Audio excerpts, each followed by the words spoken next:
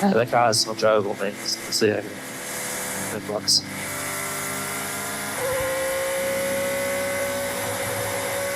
What if I told you that Hamilton's radios in Barcelona not only show a difficult car to drive, but could be showing the principle of collapse in Ferrari? Because behind each message of each silence, it hides much more than frustration. Barcelona, Circuit of Catalonia. For many, one of the most noble circuits of the calendar. Each curve, each grounding change, each blind braking represents a definitive test for aerodynamic balance, mechanical efficiency, and above all, the connection between the pilot and its car. And it was precisely in that demanding environment that an uncomfortable reality was exposed. Ferrari is not in synchrony, neither at the technical level nor at the human level. Lewis Hamilton, 7 times world champion, began this chapter of his career with an illusion, redeeming himself, reinventing himself, closing his career in Formula One with an ambitious and symbolic project. Dressing Maranello's red was much more than a change of team. It was a statement. But that initial romanticism is being diluted in a series of disagreements that can no longer make up with public statements. During the first free practices of the Spain Grand Prix, the non-televised radios revealed the true emotional pulse of the team. In one of the evaluation laps, Hamilton, visibly frustrated, released a direct message to his engineer Riccardo Adami. That was wrong. Is anyone else fighting? This is not just a technical complaint. It is a message loaded with rhetoric, almost a subtle accusation that questions not only the behavior of the car, but also the quality of the technical analysis of the team. Hamilton is not asking if the car is going well. He is asking if the problem is exclusively yours, or if the team is lost in its general diagnosis. Adami responded with concrete data, mentioning the high degradation of all pilots and citing Tsunoda as an example. But what should have been a conversation aimed at finding solutions sounded more like a conversation between two people who do not speak the same emotional language. There is no complicity. There is no fluidity. And that, in Formula One, is a capital sin. This friction is not an isolated case. In Monaco, weeks before, Hamilton reached the point of asking Adami if he was upset with him. A question that should not take place in a team that aspires to the world title. But the answer was not a denial or an explanation. It was silence. And silence in this context shouts. He shouts lack of confidence, connection, address. These events cannot be interpreted as simple moments of tension in a demanding season. In modern Formula One, the relationship between the pilot and his career engineer is an information, intuition, and synchronization ecosystem. When it fails, the entire technical project wobbles. A car can be fast on paper, but if the pilot does not receive the precise feedback, if he does not feel heard, if the information he returns is not processed with strategic sensitivity, then that car does not work. And that is exactly what is beginning to happen in Ferrari. Barcelona's practices were not just a data session. They were a portrait of the gradual disintegration of a connection that should be the backbone of the 2025 project. The communication was erratic, feedback disarticulated, and track performance just a reflection of that disconnection. What in theory should be a session to refine details, it became a practical demonstration of what happens when a team fails to align its two most important souls, the engineer and the pilot. In Ferrari, for now, there is no harmony. And Barcelona was the scenario where all that was finally in sight. What begins with a simple radio complaint slowly becomes a visible sample of structural dysfunction. The conflict between Lewis Hamilton and Riccardo Adami is not only a difference in opinions or a matter of styles.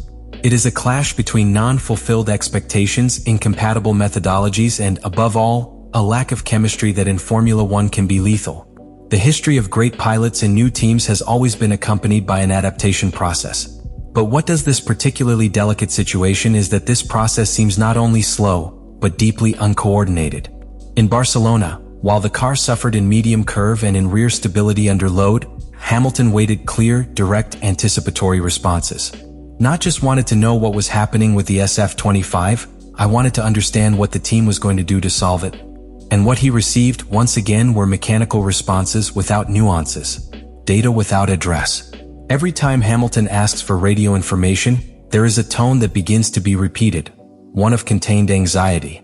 It is not someone's cry out of control.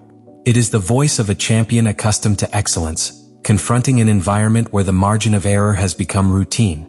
In the second practice, after marking a significantly lower time than that of Leclerc, his tone changed. It was no longer frustration. It was disappointment.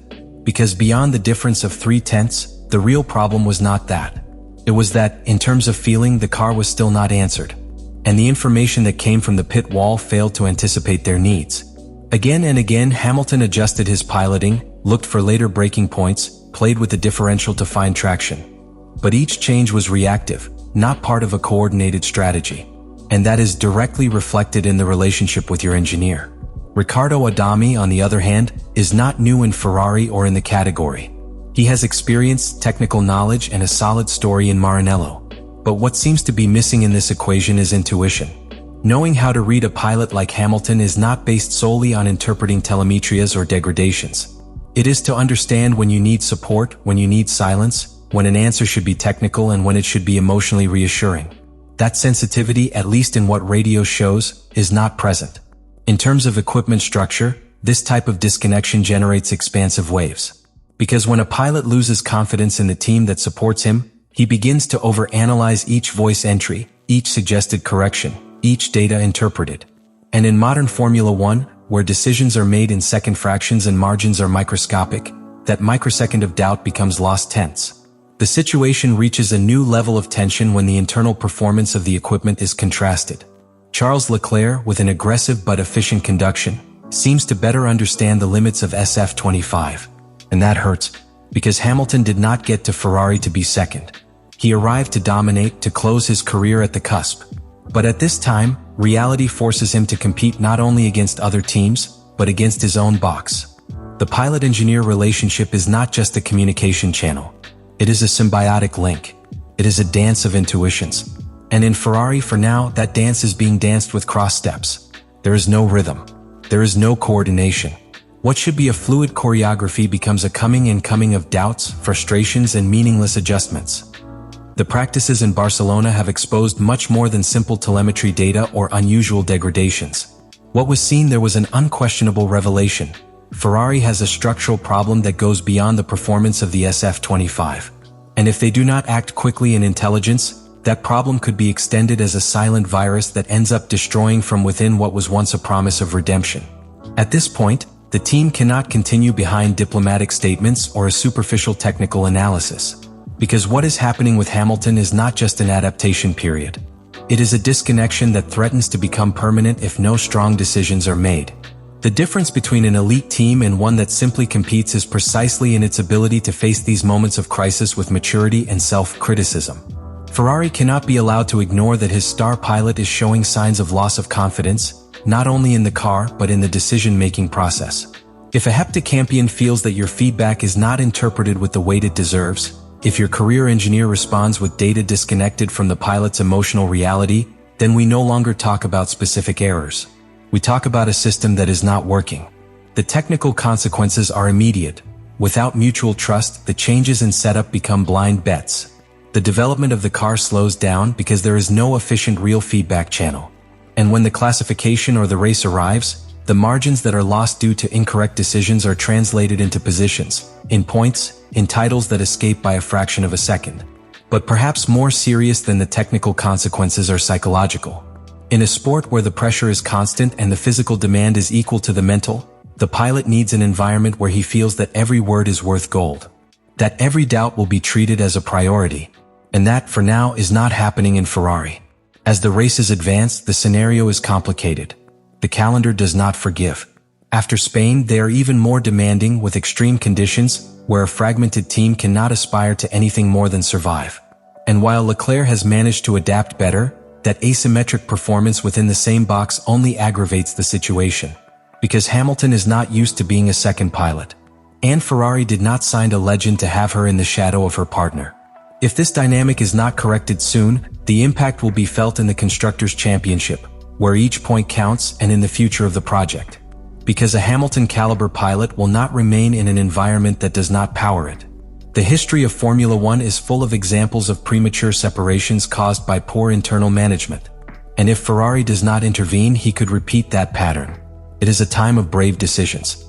It is not just about adjusting the car or modifying strategies. It is about reevaluating the entire work structure between the pilot and his engineer. Possibly even considering a change of engineer if the lack of synchrony persists. Because a season can be lost in a handful of bad races, but it can also be rescued if it acts with determination before it is late. Ferrari's future in 2025 is at stake, and will not be defined in the next major awards only for the speed of SF-25. It will be defined by the team's ability to rebuild trust with its most experienced pilot, to align its strategic vision and return to Hamilton something that cannot be measured in chronometers, the feeling that it is exactly where it should be. Lewis Hamilton radios during the practices of the Spain Grand Prix should not happen as a simple anecdote more than a complicated weekend. Because when we analyze what happened between each line of communication, what is clear is that we are witnessing a crucial moment. A silent, but definitive turning point in the Ferrari season. Sometimes, teams do not collapse due to mechanical failures or obvious strategic errors. Sometimes they collapse inside.